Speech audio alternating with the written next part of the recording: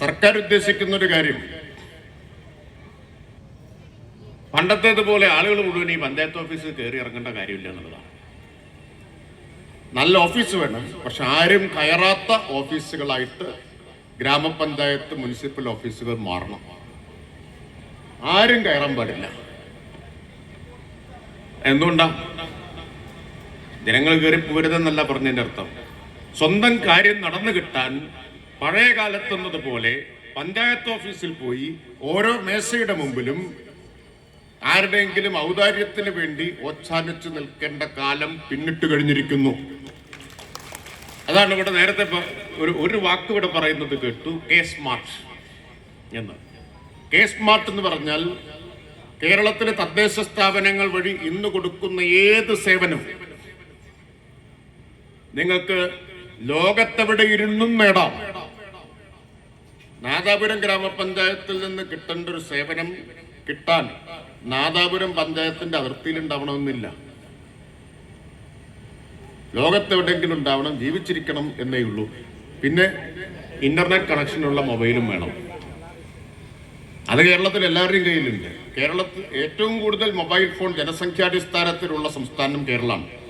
ഏറ്റവും കൂടുതൽ വ്യക്തികൾ ഒന്നിൽ കൂടുതൽ ഫോൺ ഉപയോഗിക്കുന്ന സംസ്ഥാനം കേരളമാണ്. നമ്മൾ ജീവിക്കുന്നതിനയിലാണ് അല്ലേ? അപ്പൊ മൊബൈൽ ഫോൺ ഉണ്ടെങ്കിൽ നിങ്ങൾക്ക് കെ സ്മാർട്ട് എന്ന ആപ്പ് ഡൗൺലോഡ് ചെയ്യാം.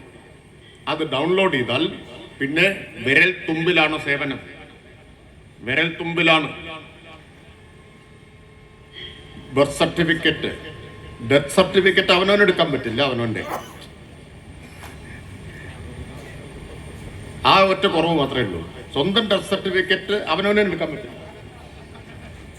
ബർത്ത് സർട്ടിഫിക്കറ്റ്, വിവാഹ സർട്ടിഫിക്കറ്റ്, പിന്നെ ഏതെല്ലാം തരത്തിലുള്ള സർട്ടിഫിക്കറ്റുകളുണ്ടോ, വേറെ ഏതെല്ലാം രേഖകൾ, സേവനങ്ങൾ ആവശ്യമാണോ ഈ മൊബൈൽ ഉപയോഗിച്ചെടുക്കാം.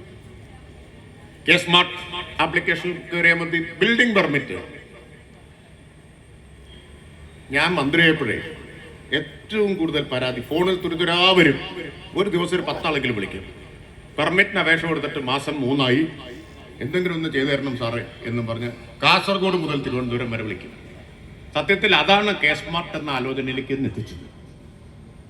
അപ്പോഴാണ് ഗവൺമെന്റ് തീരുമാനിച്ചത് 300 സ്ക്വയർ മീറ്റർ, 3000 സ്ക്വയർ ഫീറ്റ് വരെയുള്ള കെട്ടിടങ്ങൾക്ക് നേരിട്ട് പെർമിറ്റ് കൊടുക്കാൻ സ്ഥലപരിശോധന നടത്തേണ്ട കാര്യമില്ല. അപേക്ഷകൻ ഒരു അഫിഡവിറ്റ് കൊടുക്കണം.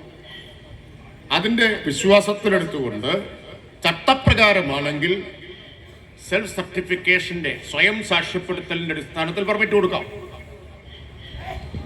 ചട്ടപ്രകാരമാണ് പ്ലാൻ. ചട്ടപ്രകാരമുള്ള പ്ലാൻ നിങ്ങൾ കെ സ്മാർട്ടിൽ അപ്ലോഡ് ചെയ്താൽ 30 സെക്കൻഡിൽ പെർമിറ്റാണ്. 30 സെക്കൻഡിൽ. പണ്ട് 3 മാസം എടുത്തിരുന്നതാണ്. ഏറ്റവും കൂടുതൽ അഴിമതി ആരോപണം വരുന്നത് ഏതിലാണ്? പെർമിറ്റിന്റെ കാര്യത്തിലാണ്. പക്ഷെ ചട്ടപ്രകാരം ഉണ്ടെങ്കിൽ ഇതിലെന്താണെന്നറിയോ? ഇത് സോഫ്റ്റ്വെയർ ആണ്. സോഫ്റ്റ്വെയർ കാശ് വെക്കില്ല. ഇന്നേ വരെ അങ്ങനെ ചരിത്രമില്ല. പക്ഷെ നിയമം കർശനമായിട്ട് പാലിക്കും. മറ്റതാണെങ്കിൽ പ്ലാനിൽ ലേശം കുഴപ്പമൊക്കെ ഉണ്ടെങ്കിലും ചിലയിടത്ത്, എല്ലാവരും അങ്ങനെയൊന്നല്ല, ചിലരെ സ്വാധീനിച്ചാൽ നിങ്ങൾക്ക് പെർമിറ്റ് കിട്ടും. അപ്പോഴേക്കും പെർമിറ്റ് വന്ന ആൾ മാറിയിട്ടുണ്ടാവും. ഒക്യുപ്പൻസി സമയത്ത് പുതിയ വന്ന ആൾ കർക്കശക്കാരനായിരിക്കും. ചട്ടപ്രകാരം നോക്കൂ. അപ്പൊ നിങ്ങൾക്ക് ഒക്യുപ്പൻസി കിട്ടൂല. ഇവിടെ ആ പ്രശ്നം, ആ കളി നടക്കില്ല.